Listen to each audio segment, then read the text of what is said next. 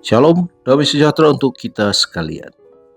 Mari kita bersama lagi merenungkan akan firman Tuhan. Kita berdoa.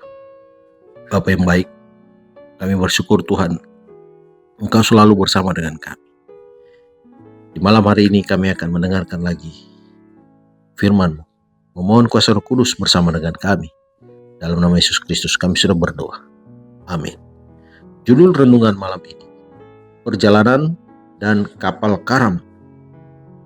Ayat renungan diambil dari kitab Kisah Para Rasul pasal 27 ayat 31.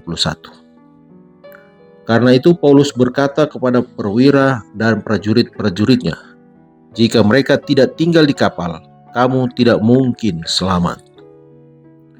2000 tahun silam, perjalanan melalui laut dipenuhi dengan kesulitan dan bahaya.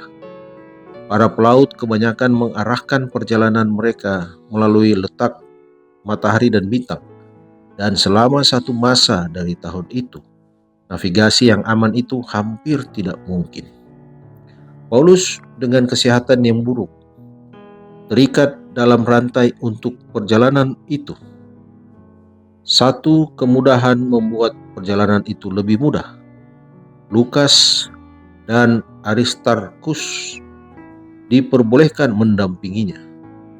Pelayaran itu dimulai dengan baik, meskipun musim dingin sedang mendekat dengan cepat. Mereka meninggalkan Fairhaven dengan angin semilir yang lembut. Namun kemudian muncul badai, dan kapal itu berada dalam bahaya besar. Hal buruk akan segera tiba. Kapal itu mulai bocor berat, dan para pelaut mulai melemparkan muatan ke laut untuk meringankan kapal. Ketika badai mereda, Paulus berdiri di dek dan berteriak kepada awak kapal bahwa malaikat sudah meyakinkan dia kalau tiap orang di kapal akan selamat, bahwa mereka akan terdampar ke sebuah pulau. Harapan timbul di antara para penumpang dan awak kapal oleh kata-katanya. Malam itu mereka menyadari bahwa mereka sedang mendekati suatu daratan saat paling kritis menghadang mereka, dan deru yang memecah belah itu menakutkan. Kapal itu terpecah, tetapi setiap orang berhasil mencapai pantai dengan selamat. Tidak satupun yang hilang. Pokok pikiran. Selama 14 hari mereka hanyut di bawah langit yang tidak bermatahari dan tidak berbintang. Rasul itu meskipun dirinya sendiri menderita secara badani, mempunyai perkataan pengharapan untuk saat yang paling gelap itu.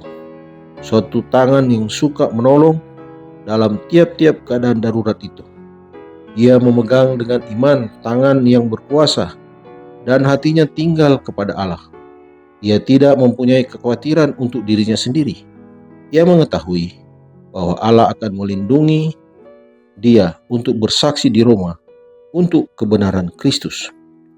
Tetapi hatinya rindu dengan belas kasihan untuk jiwa-jiwa yang malang di sekelilingnya, berdosa, hina, dan tidak bersedia untuk mati.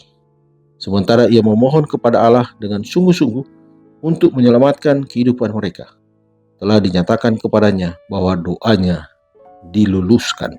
Dikutip dari buku Alfa dan Omega jilid 7 halaman 373.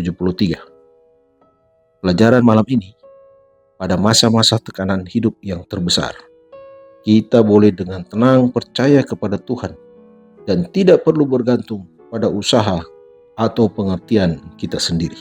Mari berdoa. Bapa kami di surga, terima kasih Tuhan, Engkau memberikan jaminan untuk melindungi kami, berada di samping kami ketika kami menghadapi masa-masa tekanan hidup yang terbesar.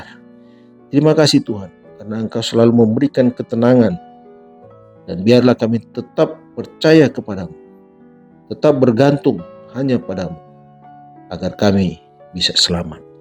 Terima kasih Tuhan, menyertai istirahat malam kami. Dalam nama Yesus Kristus kami sudah berdoa. Amin. Selamat malam, selamat beristirahat. Tuhan Yesus memberkati.